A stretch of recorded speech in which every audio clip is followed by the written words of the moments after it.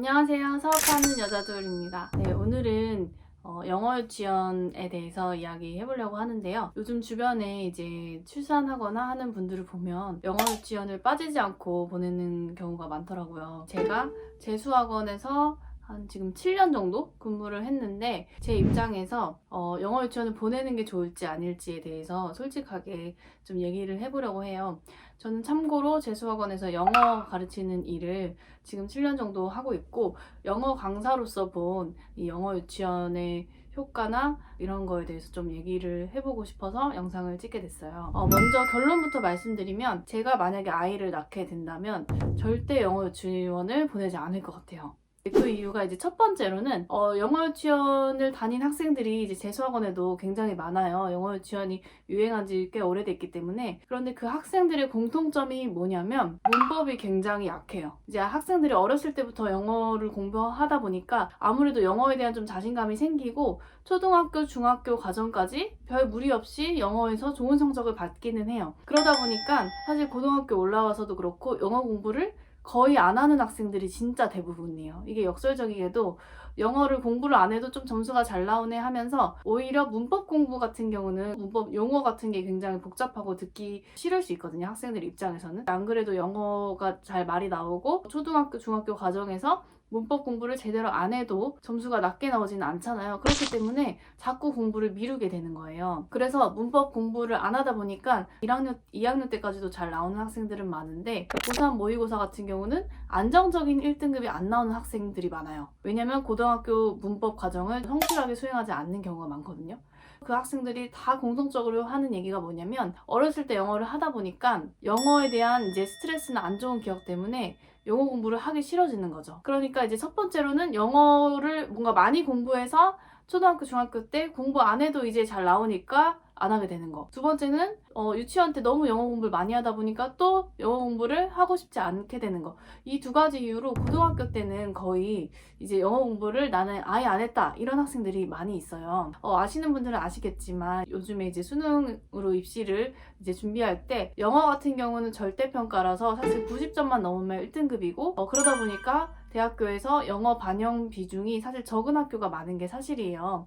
영어가 그렇게 중요한 과목도 다른 과목에 비해서는 아닌 것 같은데 영어 공부를 안 해도 어느 정도 한 2, 3등급은 그래도 잘 나오고 게다가 문법부터 공부하기는 또 싫고 어렸을 때부터 영어 공부를 너무 많이 하다 보니까 지쳐서 또 영어에 대한 거부감도 생겼고 이런 이유로 영어 하나만 봤을 때도 사실은 그다지 좋을지는 저는 잘 모르겠어요. 영어 유치원 다니면 말이나 그런 거는 좀 아무래도 좀 익숙하고 해외여행 가거나 이럴 땐 도움될 수도 있는데 이렇게 대화를 좀 잘 할 수 있게 된다는 이유 하나만으로 영어 유치원을 월 한 2, 300씩 내면서 보내는 거 학생들이 스트레스 받으면서까지 보내는 게 과연 좋을까 이런 생각이 들었고 두 번째 이유는 이게 영어에만 해당하는 게 아니라 사실은 영어 유치원을 다니면 국어에도 영향을 미칠 수밖에 없어요. 그런데 여러분들 재수하는 학생들의 대다수가 어떤 과목 때문에 재수하는지 아세요? 대부분의 학생들은 국어 때문에 재수하는 경우가 많아요. 이제 재수하는 학생 중에서 의대를 준비하는 학생들도 상당히 많고 한데 영어 때문에 재수한다는 학생은 저는 사실은 본 적이 거의 없고 국어 같은 경우 더 큰 문제가 뭐냐면 수학 때문에 재수하는 학생들은 열심히 하면 수학이 사실 올라요. 그런데 국어는 하루에 저 막 6시간 국어 공부만 했어요 해도 1등급 받기를 어려워하는 학생들이 많아요. 국어 같은 경우는 사실 노력의 범주라기보다는 원래 공부를 그렇게 많이 안 해도 국어 점수가 잘 나오는 학생들이 있는가 하면 공부 시간의 절반을 국어 공부를 해도 국어가 1등급이 안 나온다는 학생들이 많거든요. 사실 어렸을 때 우리나라 말 한국어라는 것에 익숙해지고 언어를 많이 사용함으로 인해서 이제 발달 영역이 확장되고 이렇게 돼야 되는데 어렸을 때부터 국어랑 영어를 두 가지를 혼용해서 사용하다 보면은 국어적인 측면에서 아무래도 이해력이나 발달 영역이 좀 좁아질 수 있지 않을까 그런 생각이 들거든요. 실제로 이제 국어를 잘하는 학생들 같은 경우에 국어학원을 다니거나 공부하지 않아도 점수가 잘 나오는 학생들이 많고 또 그런 학생들의 경우에는 영어 유치원을 안 다녔다는 케이스가 또 많은 거예요. 제가 이제 1년에 거의 이제 수천 명의 그 학생들을 접하게 되는데 매년 이제 그랬었고 영어 유치원을 다니는 학생들의 경우에는 영어는 좀 공부를 안 해도 나오지만 국어 같은 경우가 아무리 공부해도 안 오른다 이런 학생들이 많더라고요. 제가 생각해봤을 때는 막상 파고 들어가 보면 수능에 마저 그렇게 도움이 되지 않는다라는 생각이 들더라고요. 사실 영어 유치원 다녔다고 해서 안정적으로 막 1등급이 잘 나오는 학생들이 그렇게 많지는 않거든요. 그리고 영어 비중이 수능 시험에 이제 들어갈 때 적어지기도 했고, 또 영어 유치원을 다닌다고 해서 오히려 국어 과목에도 도움이 안 될 수도 있는 그런 부작용까지 있는데, 사실 그 부작용이 어떻게 보면 장점보다 더 클 수 있다. 그리고 장점도 사실 그다지 그렇게 커 보이지는 않는다. 이런 생각이 들고요. 저와 남편의 이제 노후 대비도 굉장히 중요하고 내 삶도 중요하기 때문에 제가 뭐 재벌이거나 돈이 많으면 모르겠지만 이제 한 달에 200~300만 원씩 유치원 아이에게 투자할 만한 그런 상황이 안 된다라는 이유도 있고, 아이의 학습 측면만 놓고 봤을 때도 영어에도 별로 도움이 안 되면서 오히려 국어에는 안 좋은 영향을 미칠 수 있는데 굳이 영어 유치원을 보내야 될까 이런 생각이 들더라고요. 만약에 아이와 함께 뭐 이민을 갈 계획이 100% 확신이 든다든가, 아니면 아이가 이 아이는 확실히 좀 외국권에서 생활을 하게 될 아이야 라는 것도 아니면, 저 같은 경우도 이제 호주로 교환학생 갔었는데 외국 선생님에게 교육을 받은 적도 없고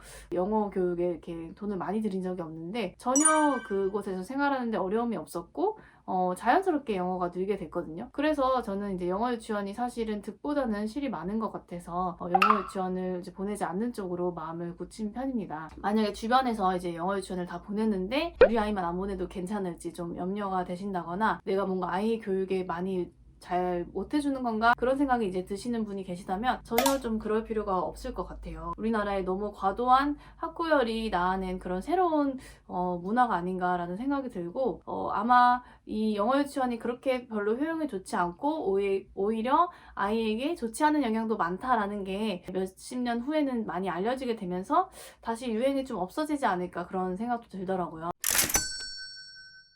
오늘은 영어를 재수학원에서 7년 이상 가르쳐본 영어 재수학원 강사의 입장에서 영어 유치원이 꼭 필요할지에 대해서 한번 얘기를 나눠봤고요. 다양한 의견들 댓글로 남겨주시면 저희가 성의껏 답변해 드리도록 하겠습니다. 구독, 좋아요 눌러주세요.